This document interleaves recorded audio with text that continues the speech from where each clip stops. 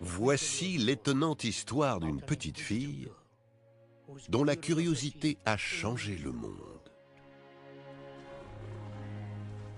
Fatima a vécu il y a plus de 1000 ans dans une ville au bord d'un grand désert.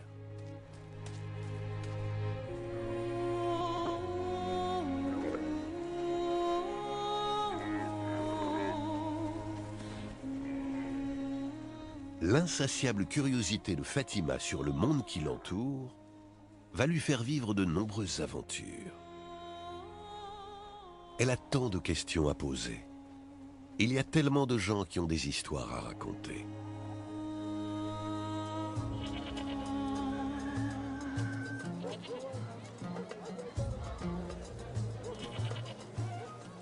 Kairouan est en ce temps-là une grande ville commerçante de Tunisie, où les marchands viennent de très loin pour vendre et pour acheter.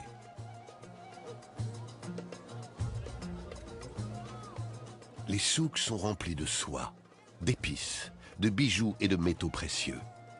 Fatima y passe ses journées à explorer le monde.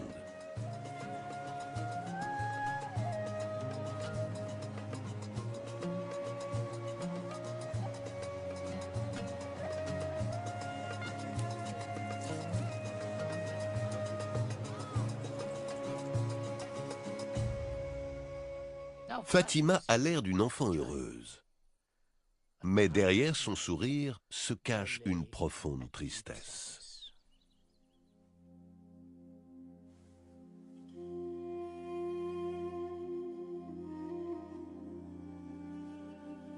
Quelques années plus tôt, sa mère est morte.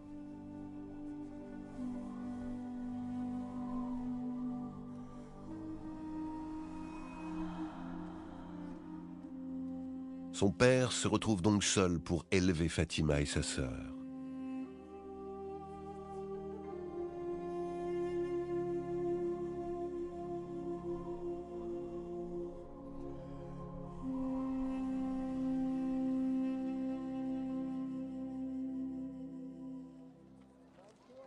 Malgré cette perte cruelle, Mohamed El Firiya réussit à surmonter cette épreuve. Il élève Fatima et sa sœur Mariam avec amour et sollicitude. Mariam est douce et pleine de bon sens. Elle tient la maison pour venir en aide à son père. Mais Mohamed voit bien que la mort de sa mère pèse toujours sur Fatima comme un lourd fardeau. Il s'inquiète pour sa fille.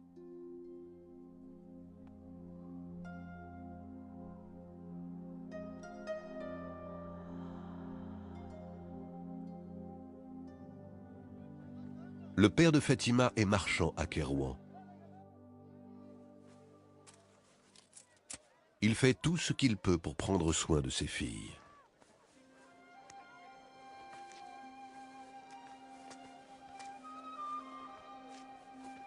Fatima suit son père comme une ombre alors qu'il vaque à ses affaires. Elle l'interroge inlassablement sur le monde.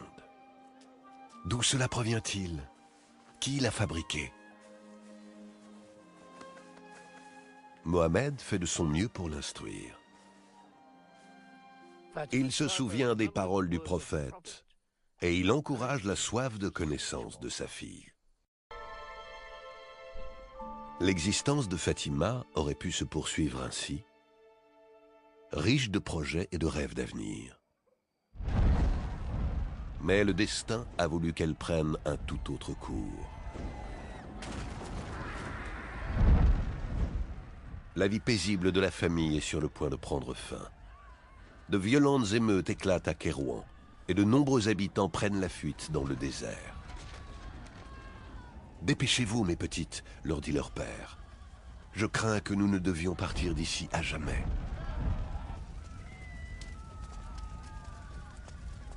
Rassemblant à la hâte quelques affaires, le père emmène ses filles.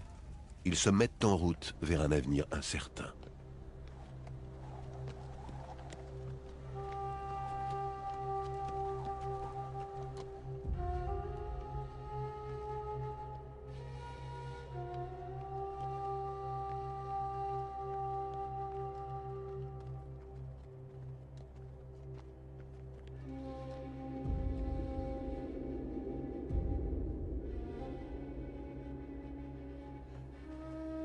Pendant des mois, le père et ses 2 filles parcourent les routes peu sûres d'Afrique du Nord. Ils évitent les villes où la violence et l'agitation font rage et traversent de vastes étendues de désert et de montagnes.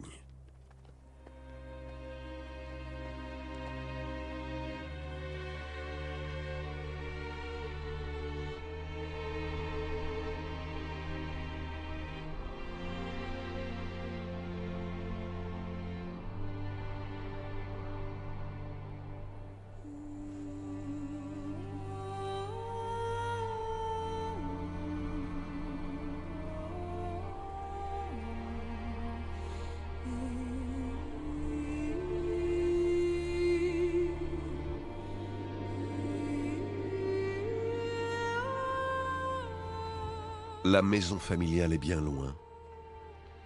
Et Fatima a abandonné ses rêves de savoir et de connaissance. À quel espoir se raccrocher désormais? Ils atteignent finalement les faubourgs de Fès, au Maroc. Le père annonce à ses filles épuisées que c'est là qu'ils vont poser leurs bagages et commencer une nouvelle vie. Fatima doit donc oublier son enfance à Kairouan et se tourner vers l'avenir.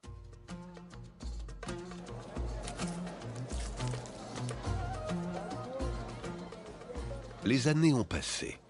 Fatima, la petite fille si curieuse, est devenue une jeune femme pleine d'intelligence. À l'époque, Fès est une ville frontière qui fourmille de marchands, d'aventuriers et de voyageurs à la recherche d'un nouveau départ.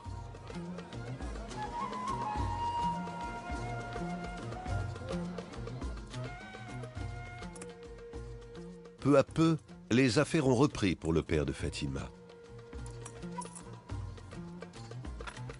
Et Mariam, sa sœur, s'occupe toujours de la maison.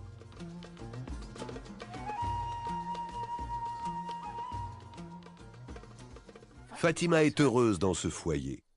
Elle explore le monde comme elle l'a toujours fait. Mais un jour, elle voit quelque chose qui réveille en elle des rêves depuis longtemps endormis. La ville s'est développée et sa réputation a attiré des érudits de tout le monde islamique venus partager leur savoir. Fatima entrevoit la possibilité qu'une porte qu'elle croyait close à jamais s'ouvre à nouveau devant elle.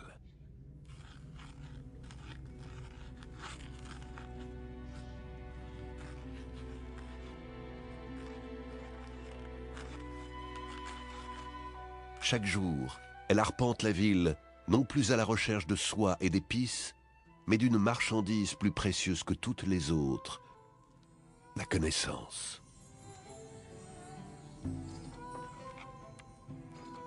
Les érudits parlent de science et d'astronomie, de nouvelles découvertes et d'histoires anciennes.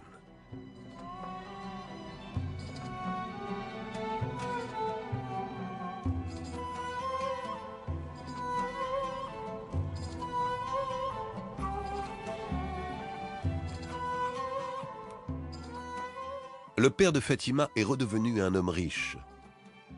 Mais Fatima n'a pas envie de bijoux et de beaux habits. Ce qu'elle désire par-dessus tout, ce sont des récits et des poèmes, du latin et du grec, et déceler les mystères du soleil, de la lune et des étoiles. Mais on le sait, les sables du désert sont aussi changeants que le cours d'une vie. Le père de Fatima tombe malade. La jeune femme met ses livres de côté et tente de prendre soin de lui.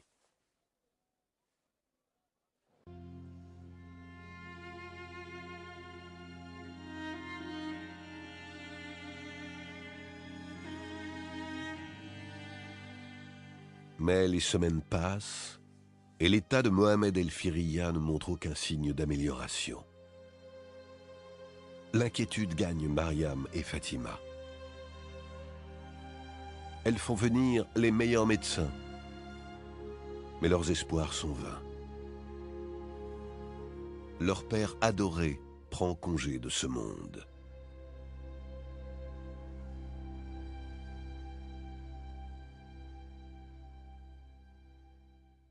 Fatima est rongée par le chagrin.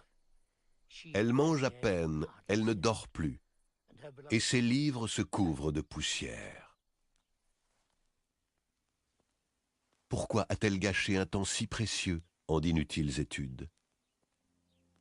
Tout ce qu'elle aime a disparu.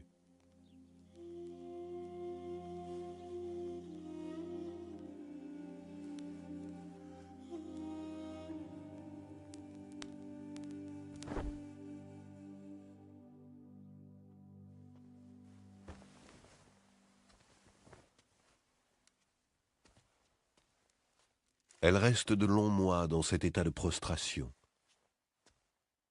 jusqu'à ce que sa sœur Mariam se rende compte qu'elle doit sortir Fatima du chagrin qui l'emprisonne.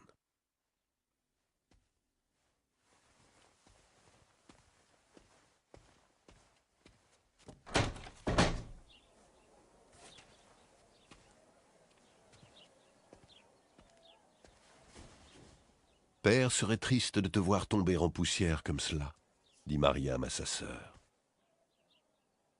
Nous devons penser à l'avenir, maintenant.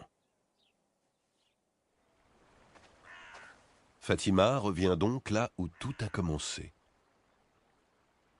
Elle pense à ce qu'elle a perdu, mais aussi à ce qu'elle a trouvé. Elle se débarrasse des vêtements de deuil qui la dissimulent depuis si longtemps.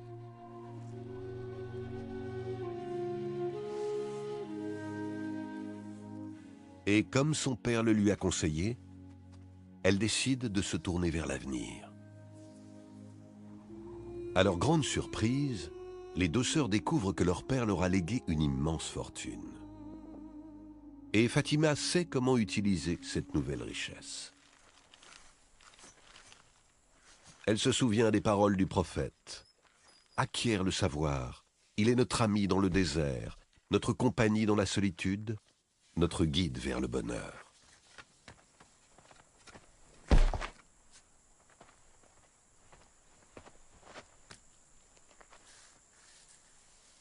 Fatima décide alors de financer la construction d'une mosquée dans sa ville. C'est elle qui pose la première pierre de l'édifice, réalisée avec des matériaux venus du pays de son père. Ce sera la mosquée Al-Qarawin.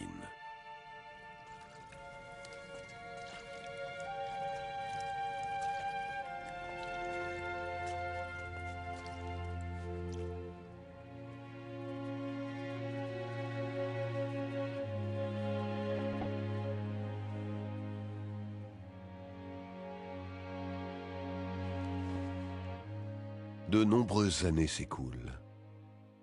La mosquée de Fatima est devenue l'une des plus respectées de la ville. Elle attire de grands érudits qui viennent enseigner dans sa cour ombragée. Au fil des ans, la réputation de son enseignement grandit et elle est considérée comme l'une des meilleures écoles de la région. Et dans la fraîcheur de la fin de journée, on aperçoit souvent une vieille femme qui vient écouter les sages leçons des érudits de la mosquée.